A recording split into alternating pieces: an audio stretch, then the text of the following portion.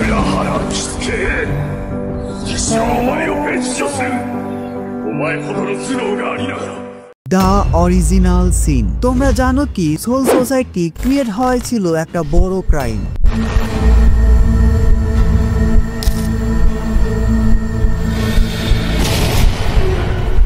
সেদিক থেকে গোটে 13 ছিল একটা ক্রিমিনাল গ্যাং। সোল সোসাইটিকে ক্রিয়েট করা ছিল একটা ইভিল উইশ। আর আইজেনের মতো যারা এই সিস্টেম থেকে বের হতে চায় তাদেরকে এই ভিলেনের ট্যাগ দিয়ে দেওয়া হয়। ব্লিস ইউনিভার্সের পাওয়ার সিস্টেমের থেকেও আইজেনকে বোঝা কঠিন। আইজেন আসলে কি চেয়েছিল? পুরো অ্যানিমিতে আইজেনকে যে কারণে ভিলেন বানানো হয়েছে সেটা হলো his desire to become a god. Eigen আসলে সবকিছুকে নিজের মতো করে ক্রিয়েট করতে চেয়েছিল, কিন্তু না, এমনটা হলে ইচিকোর কাছে হারার পর সে কখনোই ইউহাবাহাকে হারাতে হেল্প করতো না। আজকের ভিডিওটা পুরো ব্লিস ফ্যানদের জন্য অনেক বেশি ইন্টারেস্টিং হতে চলেছে, কারণ আজকে আমি আমার এমন একটা অপিনিয়নকে তুলে ধরতে চলেছি যেটা নিয়ে কেউ কথা বলে না। ব্লিস ইউনিভার্সের ক্রিয়েশনের একদম শুরুর দিকে সোল সোসাইটি, হিউম্যান ওয়ার্ল্ড, হুইকোমুন্ডো কোনো কিছুই এক্সিস্ট করতো না। এমন একটা ওয়ার্ল্ড ছিল যেখানে হিউম্যান এবং হলোরা একসাথে বসবাস করত এবং সেখানে হেলের কনসেপ্টও এক্সিস্ট করত। একবার কল্পনা করো এমন একটা ওয়ার্ল্ড যেখানে হলো এবং হিউম্যানরা একসাথে বসবাস করছে, আর হলোরা কি করে? হিউম্যানদের সোলকে গিলে ফেলে। যেখানে হিউম্যান এবং হলোরা একসাথে বসবাস করছে সেখানে ঠিক কি লেভেলের ডিস্ট্রাকশন হবে? পুরো ওয়ার্ল্ডের এই ব্যাপারটাকে ব্যালেন্স করতে জন্ম হয় দ্য সোল কিং রেওর, দ্য হিউম্যান গার্ডিয়ান। হিউম্যানদের বাঁচাতে যে কিনা কাউন্টলেস হলোকে মেরে ফেলেছে। তার থেকে কুইন্সি, শিনিগামি এবং ফুলব্রিং পাওয়ার অরিজিনেট হয়েছে, কিন্তু পরবর্তীতে এই সোল কিংকে একটা পাপেট হিসাবে ইউজ করা হয়। আর এই পুরো ইনসিডেন্টকে দ্য অরিজিনাল সিন বলা হয়। অরিজিনাল সিনের পর পুরো ওয়ার্ল্ডকে 3টা ভাগে ভাগ করা হয়: হিউম্যান ওয়ার্ল্ড, সোল সোসাইটি এবং হুইকোমুন্ডো। আজকের এই স্টোরিটা হলো সোল কিংকে পাপেট কিং বানানোর গল্প, যেটা আইজেন খুব ভালোভাবে বুঝে গিয়েছিল। তখনকার সময়ে ব্লিস ইউনিভার্সে 5টা নোবেল হাউস ছিল। এই 5টা নোবেল ফ্যামিলির মেইন উদ্দেশ্য ছিল পুরো ওয়ার্ল্ডে ল অ্যান্ড অর্ডার ঠিক করা, সোলদের সার্কুলেশন যাতে ভালোভাবে হয় সেদিকে নজর রাখা। এমনকি এরা হলদেরকে নিয়েও চিন্তা করত। সোল কিং যেভাবে হলদের মেরে ফেলছিল সেটা তাদের একদমই পছন্দ ছিল না। তাদের চিন্তা ভাবনা ছিল হলদের পিউরিফাই করা, কিন্তু সোল কিং হলদের তাদের সোলের সাথেই ডিস্ট্রয় করে দিত, এখনকার সময়ের কুইন্সিদের মতো। এবং এসব কিছুর ফলে হিউম্যান এবং হলদের মধ্যে একটা ডিসব্যালেন্স তৈরি হয়। এই 5 নোবেল ক্ল্যান সবাই একসাথে হয়ে এটা ঠিক করে যে পুরো ওয়ার্ল্ডের এন্টিটি অর্থাৎ হল এবং হিউম্যানদের মধ্যে তারা একটা ব্যালেন্স রাখবে, যেটা একেবারে অসম্ভব ছিল।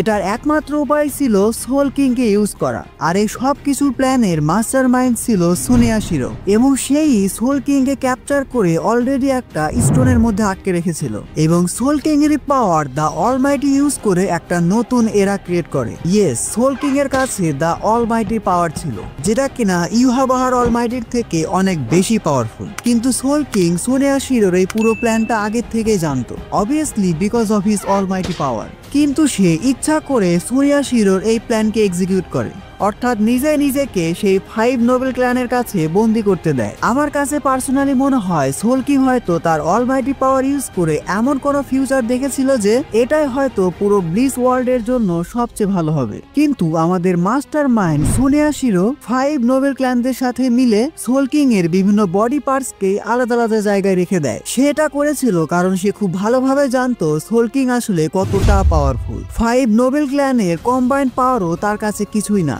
এখানে সোল কিং এর রাইট আর্মকে সোল সোসাইটিতে রাখা হয়, আর লেফট আর্ম অর্থাৎ বাম হাত আছে কুইন্সিদের কাছে। এতক্ষণে হয়তো তোমরা পুরো বিষয়টা কিছুটা হলেও বুঝে গেছো। পুরো বিষয়টা আর একটু সহজ ভাবে বললে, সবগুলো নোবেল ক্ল্যান সোল কিং এর পাওয়ার দেখে এত বেশি ভয় পেয়ে গিয়েছিল যে তারা সোল কিংকে ইউজ করে তাদের নিজেদের উদ্দেশ্য পূরণ করে ফেলে।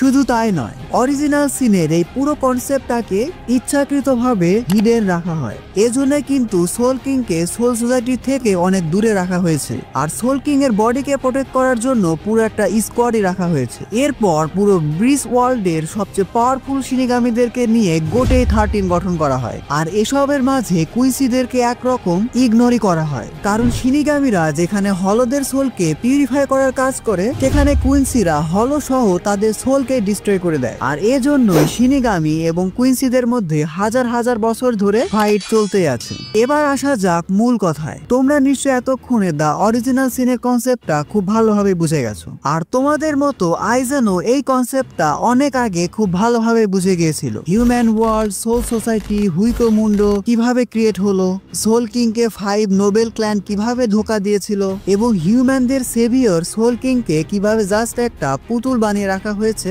পুরো বিষয়গুলো। আর সোল সোসাইটির পুরো সিস্টেমটার পেছনেই কিন্তু একটা ডার্ক কনসেপ্ট এক্সিস্ট করে, যেখানে কিনা এক্সপেরিমেন্ট, কুইন্সিদের সাথে ফাইট এবং অন্যান্য বিভিন্ন কারণে পিওর সোলদেরকেও অনেক বাজেভাবে স্যাক্রিফাইস করতে হয়। এছাড়াও শিনিগামি এবং কুইন্সিদের মধ্যে যে কনফ্লিক্টটা, এটাও কিন্তু ক্রিয়েট হয়েছে দ্য অরিজিনাল সিনের কারণেই। আর সবচেয়ে জঘন্য বিষয় হলো পুরো ক্রিয়েশন থেকে এই বিষয়টা লুকিয়ে রাখা হয়েছে। কেন? সো কল্ড পিস এবং ব্যালেন্স ওয়ার্ল্ডের জন্য।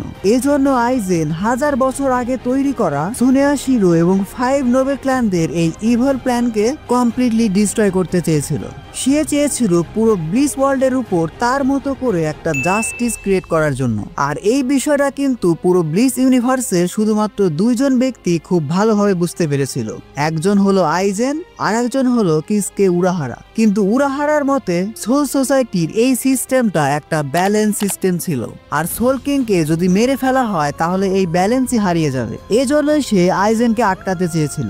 এবার আশা করি আইজেন আসলে কি চেয়েছিল তোমরা বিষয়টা খুব ভালোভাবে বুঝতে পেরেছো। আমি জানি না পুরো কনসেপ্টটা ঠিক কতটা ভালোভাবে বোঝাতে পারলাম, তবে বিষয়টা বোঝার জন্য পুরো ব্লিস ইউনিভার্স নিয়ে তোমাদের আরেকটু নলেজ থাকা লাগবে। যাই হোক, আজকে ভিডিওটি এ পর্যন্তই। ভিডিওটি ভালো লাগলে ভিডিওটিতে এখন একটি লাইক দিয়ে চ্যানেলটি সাবস্ক্রাইব করে ফেলো। Don't subscribe if you are not an anime fan. See you in next video.